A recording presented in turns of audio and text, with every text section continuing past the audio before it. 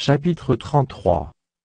Jacob leva les yeux, et regarda, et voici, Ésau arrivait, avec 400 hommes. Il répartit les enfants entre Léa, Rachel, et les 2 servantes. Il plaça en tête les servantes avec leurs enfants, puis Léa avec ses enfants, et enfin Rachel avec Joseph. Lui-même passa devant eux, et il se prosterna en terre 7 fois, jusqu'à ce qu'il fût près de son frère. Ésau courut à sa rencontre, il l'embrassa, se jeta à son cou, et le baisa. Et ils pleurèrent. Ésau, levant les yeux, vit les femmes et les enfants, et il dit: Qui sont ceux que tu as là? Et Jacob répondit: Ce sont les enfants que Dieu a accordés à ton serviteur. Les servantes s'approchèrent, elles et leurs enfants, et se prosternèrent. Léa et ses enfants s'approchèrent aussi, et se prosternèrent. Ensuite Joseph et Rachel s'approchèrent, et se prosternèrent. Ésau dit: À quoi destines-tu tout ce camp que j'ai rencontré? Et Jacob répondit: À trouver grâce aux yeux de mon Seigneur. Ésau dit: Je suis dans l'abondance, mon frère, garde ce qui est à toi.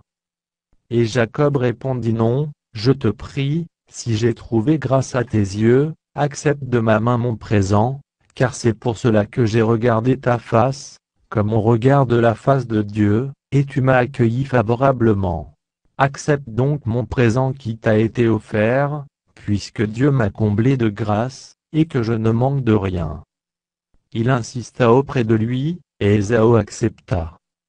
Ésau dit: Partons, mettons-nous en route, j'irai devant toi.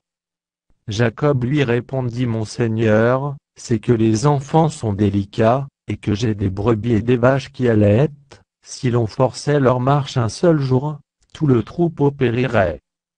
Que mon Seigneur prenne les devants sur son serviteur, et moi, je suivrai lentement, au pas du troupeau qui me précédera, et au pas des enfants, jusqu'à ce que j'arrive chez mon Seigneur, à Séhir.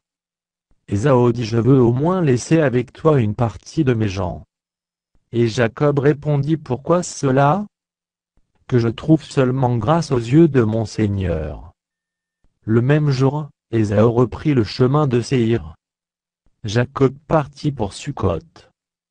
Il bâtit une maison pour lui, et il fit des cabanes pour ses troupeaux. C'est pourquoi l'on a appelé ce lieu de nom de Sukkot. À son retour de Padan Aram, Jacob arriva heureusement à la ville de Sichem, dans le pays de Canaan, et il campa devant la ville.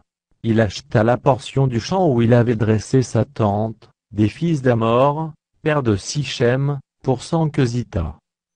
Et là, il éleva un autel, qu'il appela El Elohe Israël.